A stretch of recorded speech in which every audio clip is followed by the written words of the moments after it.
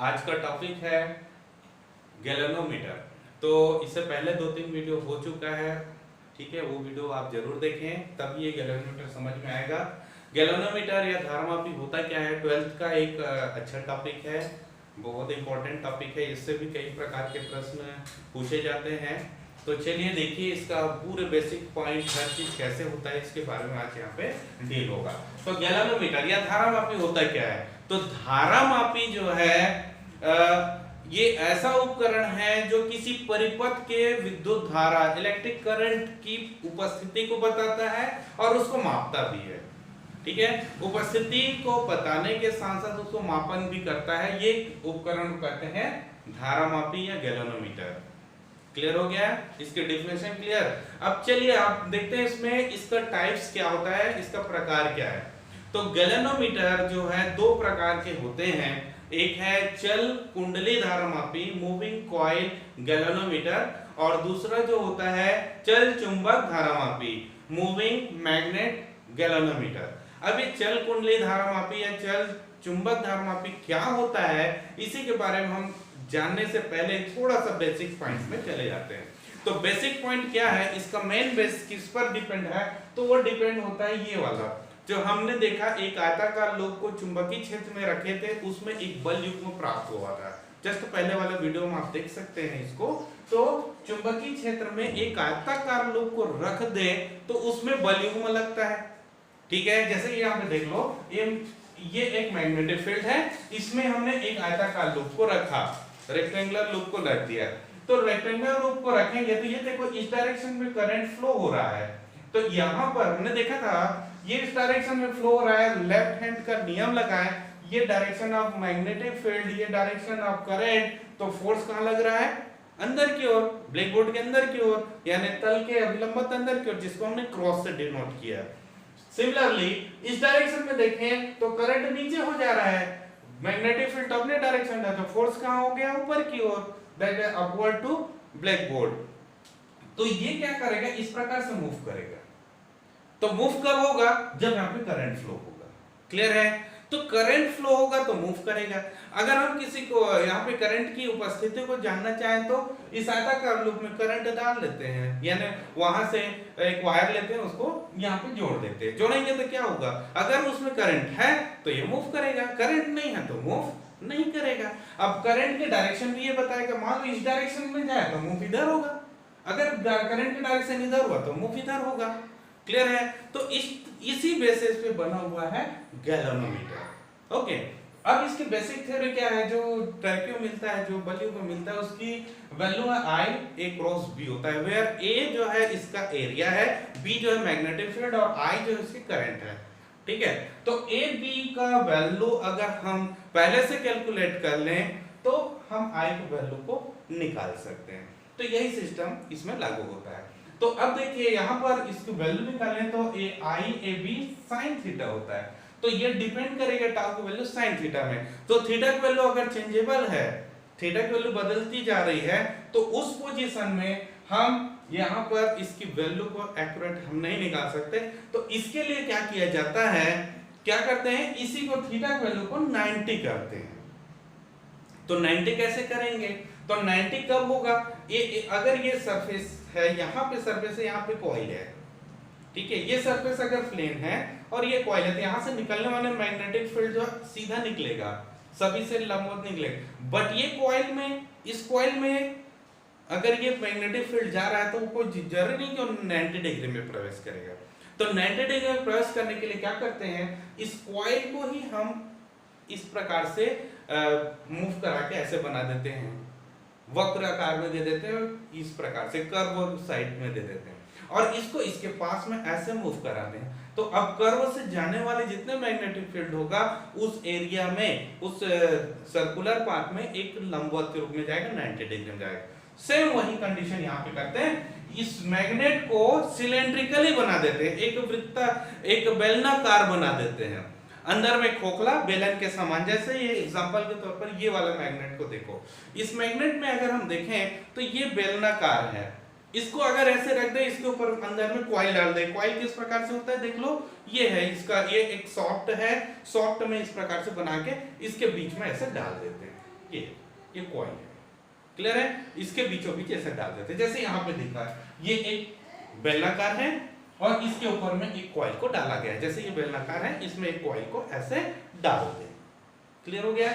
इस प्रकार से बनाते हैं। तो ये बेलनाकार होने से अपने को फायदा क्या हुआ, तो बेलनाकार होने से देखिए ये तो साइड से है और ये ऊपर से, इधर से अगर हम देखें तो ऐसे दिखाई देगा, ठीक है ना। जैसे हम यहाँ से देखेंगे तो ये सॉफ्ट जो है आपको कैसे दिखाई दे रहा है, वृत्ताकार दिखाई दे रहा है, ये वृत्ताकार है, ये सॉफ्ट है ना, उस प्रकार से दिखाई दे रहा है। तो यहाँ पर मैग्नेटिक फील्ड इस प्रकार से अंदर की ओर और ये बाहर की ओर इस प्रकार से आपको मिलेगा। अब इस कंडीशन में 90 डिग्री में प्रवेश करेगा, क्लियर हो गया। अब ये लूप को, आयताकार लूप को कैसे बनाते हैं, देखिए यहाँ पे 3 अलग अलग स्टेज बना दिए, देख लीजिए 3। इसमें ऐसे वायर को इस प्रकार से ऐसे मोड़ा जाता है। फेरों की संख्या बढ़ाने से यदि n फेरे हैं तो n टाइम्स हो जाएगा, एक टाइम में जितना मिल रहा है n टाइम से और ज्यादा मिलेगा टर्की। तो इस प्रकार से यहाँ पर फेरों की संख्या को कैसे बढ़ा देते हैं, क्लियर है। और ऐसे बनाएंगे, देखिए इस प्रकार से मोड़ेंगे तो एक आयताकार ही बनेगा। वही कंडीशन इसमें, यानी तीनों पोजीशन में बना के इसमें डाल देते तो 3 आयताकार लूप उसमें मिल जाएगा, ठीक। तो इसमें एक टाइम्स में इतना है, 3 अगर बना दे तो 3 टाइम्स और बढ़ जाएगा, तो आपको इजीली यहाँ पे मिल जाएगा, ठीक है। इसकी सेंसिटिविटी बढ़ जाएगी। तो इसी सिद्धांत पर बना हुआ है हमारा गैल्वेनोमीटर, क्लियर हो गया। तो गैल्वेनोमीटर के टाइप्स ये भी क्लियर हो गया। अगर चुंबक को स्थिर रख दो और कॉइल को चला दो तो चल कुंडली धारामापी होगा। अगर कॉइल को स्थिर रख दो और चुंबक को फ्री कर दो तो चुंबक घूमेगा, तो उसको कहेंगे चल चुंबक धारामापी। अब इसका एग्जांपल अगर हम देखें तो चल कुंडली धारामापी का है, वेस्टर्न धारामापी होता है और आपका किलकित कुंडली धारामापी होती है। लेकिन चल चुंबक धारामापी में स्पज्य धारामापी अच्छा उदाहरण है इसका, टेंजेंट गैल्वेनोमीटर, क्लियर है। तो खैर ये आपके सिलेबस में नहीं है, पहले सिलेबस इसका निकाल दिया गया है। तो हम यहाँ पे चल कुंडली धारामापी को देखते हैं। तो चलिए इसका चलिए ये हो गया आपका, क्लियर हो गया। अब हम इसके थ्योरी को चला देते, सिद्धांत क्या होता है, उसके बाद इनके प्रकार और इनके बारे में और ज्यादा डिटेल्स देखेंगे। चलिए देखिए, अब ये गैल्वेनोमीटर को हम चेक करते हैं। तो यहाँ देखिए ये वाला जो कुंडली है, जैसे मैं इसमें दिखाया था सॉफ्ट है, इस सॉफ्ट को ऊपर में ऐसे बांध दिया जाता है, ऊपर में। तो ऊपर में अगर बांध दें तो क्या क्या है इसमें कंडीशन लगेगा, इसी के बारे में हम चेक करते हैं। चलिए मान लेते हैं यहाँ पे एक n फेरे वाला एक A आकार का कुंडली है, तो उस पे लगने वाला बल युग्म I धारा प्रवाहित होने पर लगने वाला बल युग्म कितना होगा, बल युग्म टाउ इक्वल टू, देख लीजिए NIAB, क्योंकि ये त्रिज्या ही है, 90 डिग्री में डाल दिया गया है, वक्री बना दिया, तो इतना बल युग्म लगेगा, ठीक है। अब इस बल युग्म के कारण, जैसे ये कॉइल है, इसके ऊपर में बना हुआ इसके मैग्नेट है, जब ये ऐसे घूमेगा, जब घूमेगा तो ये सॉफ्ट को भी घुमाएगा, ये सॉफ्ट घूमेगा तो इसके ऊपर में जो है ट्रांसफार्मर की एक ब्रांच में बंधा होता है ये, तो उस पर ऐंठन उत्पन्न हो जाएगा, उस ब्रांच में ऐंठन उत्पन्न होगा। तो ऐंठन उत्पन्न, जैसे एग्जांपल के तौर पर ये उंगली को हमने यहाँ पे फिक्स कर दिया और ये वाले हाथ को इस प्रकार से मूव कर रहा है, तो यहाँ इस उंगली पर एक ऐंठन उत्पन्न हो रहा है। तो ये क्या करता है, अपने ऐंठन को कम करने के लिए विपरीत दिशा पर ऐंठन बल युग्म लगाता है, ऐंठन बल युग्म लगाता है। तो इस कारण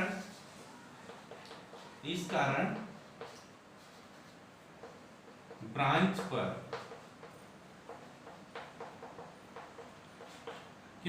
पर उत्पन्न ऐंठन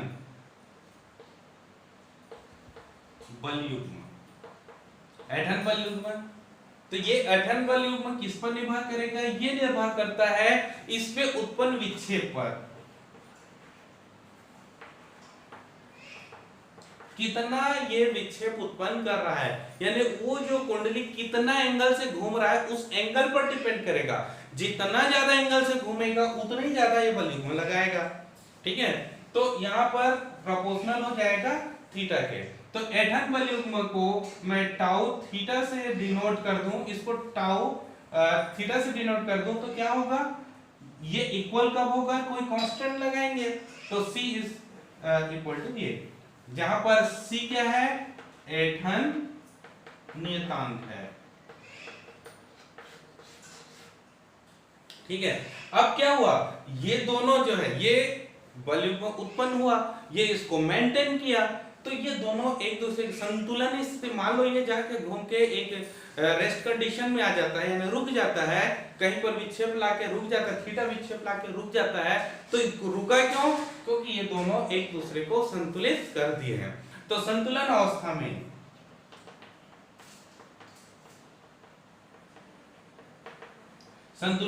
में क्या होगा, ये दोनों एक दूसरे के इक्वल होगा, N I A B equal to C theta. So I is equal to क्या होगा, बाकी को ट्रांसफर कर दो, तो बाकी कर दे तो C by N A B into theta. तो ये पूरे वैल्यू जो है यहाँ जो दिख रहा है, ये पूरे वैल्यू जो है वो कांस्टेंट है, यहाँ चेक कर लेते हैं। ये वैल्यू देखो, सी ऐंठन नियतांक है, ये भी कांस्टेंट है, एन फेरोक संख्या अपने को फिक्स पता रहेगा, ए इस एरिया, और बी जो मैग्नेटिक फील्ड है, ये पूरा कांस्टेंट है। तो कांस्टेंट है तो इसको हम I equal to K theta लिख सकते हैं। So I is proportional to theta where k equal to है C upon N A B. ये धारामापी नियतांक कहलाता है।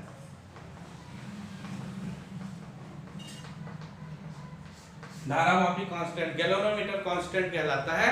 तो इस रिएक्शन से, इससे अपने को डिनोट हुआ कि करंट जो है ये विक्षेप के अनुक्रमानुपाती होता है, जितना ज्यादा विक्षेप होगा उतनी ज्यादा करंट फ्लो होगी। ठीक है, और इस सिद्धांत से ये चलता है। हाँ चलिए, तो हम चल कुंडली धारामापी को देखते हैं। ये सीजी बोर्ड में बहुत साल पूछ चुके हैं प्रश्न, इंपॉर्टेंट क्वेश्चन है। तो चल कुंडली धारा 2017 में पूछा है इसको। तो चल कुंडली धारामापी के बारे में देखें तो दो प्रकार में होता है, एक है निलंबन कुंडली धारामापी सस्पेंडिंग कॉइल गैल्वेनोमीटर, और एक होता है किलकित कुंडली धारामापी जो वेस्टर्न धारामापी है। ये ज्यादा चल रहा है आज के चलन में, ये तो उतना अच्छा नहीं है। देखिए इन दोनों को दो प्रकार है। अब दोनों प्रकार को हम देखते हैं। पहले ये वाले में क्या होता था, जैसे ये कुंडली यहीं तक हमने कहा था, लेकिन उसका संकेतक कहाँ पे होगा, किस प्रकार से होगा, ये हमने अभी तक इसका सिद्धांत में नहीं बताया गया है। अब आगे देखो क्या होता है। ये निलंबन, ये ट्रांसफर ब्रांच की एक फ्रेम होता है। ये जो कॉइल है आयताकार कुंडली है, वो एक लचीला एक तार होता है ट्रांसफर की, उसमें ऐसे बंधा होता है। ठीक है, अब यहाँ पे संकेतक कैसे बनाएंगे, कुंडली कितना घुमा हम कैसे ज्ञात करेंगे, इसके लिए इसमें बनाया जाता है एक दर्पण, यहाँ पे लगाया जाता है एक दर्पण। और दर्पण में पहले से एक लेजर लाइट या प्रकाश स्रोत कुछ भी यहाँ पे लगा देते हैं, जो सीधा संकेतक में प्रकाश पड़ जाता है। ठीक है, इसका मुख्य सिद्धांत यहीं पर है, प्रकाश यहाँ पे आके इस पे आके पड़ता है। ठीक, तो जैसे ही ये कुंडली मूव करेगा, जैसे कुंडली ये घूर्णन होगा साथ में दर्पण भी घूमेगा। कुंडली अगर घूम रहा है तो दर्पण भी घूमेगा। तो दर्पण, मान लो कुंडली थीटा कोण घूम रहा है तो दर्पण भी उसके साथ घूमेगा, और घूमने के साथ इसका जो संकेतक है इस प्रकार से आगे, यानी प्रकाश स्रोत जो है वो आगे बढ़ जाएगी। अगर ये उधर घूमा तो आगे बढ़ेगा, इधर घूमा तो पीछे हटेगा। तो इस प्रकार से कहीं पे जाएगी तो ये वाला एंगल बन जाएंगे। तो मान लेते हैं यदि कुंडली जो है थीटा कोण पर घूमता है,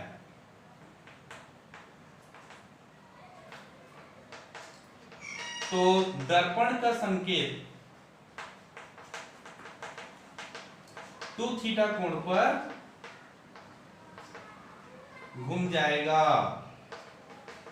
ठीक है, चलो मान लो ये थीटा कोण पर एंगल में घूमता है, तो दर्पण क्या है 2 थीटा एंगल में। ये हम लोग 10th में देख चुके हैं, 10th में इसकी पूरा थ्योरी। तो ये 2 थीटा एंगल पर घुमा, तो ये संकेतक के यहां से यहां तक का विस्थापन लेट देन x है, x विस्थापित हुआ, ये दर्पण और स्केल के बीच की डिस्टेंस है d, दर्पण और स्केल के बीच की डिस्टेंस है d, ये x डिस्टेंस ये ट्रेवल किया, तो क्या होगा एंगल, तो आपने पता है कोण बराबर होता है चाप बटे त्रिज्या, तो कोण कितना घूमा है 2 थीटा, चाप इसका कितना है x और त्रिज्या कितना है इसका d, ये चाप है ये d है और ये एंगल है, कुंडली केवल थीटा घूम रहा है लेकिन दर्पण 2 थीटा घूमेगा, इसका संकेत जो प्रकाश का स्तंभ है वो 2 थीटा एंगल में घूमेगा, सो थीटा इक्वल टू क्या होगा x अपॉन 2d।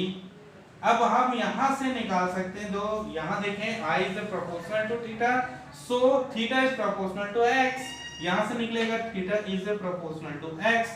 अब यहां पे देखो इन दोनों इक्वेशन को निकालें तो I is proportional to x, बस यही थ्योरी से ये बनेगा, यानी धारा प्रवाहित करेंगे तो x की वैल्यू आपको मिलती जाएगी। तो ये सिस्टम है निलंबन कुंडली धारामापी में।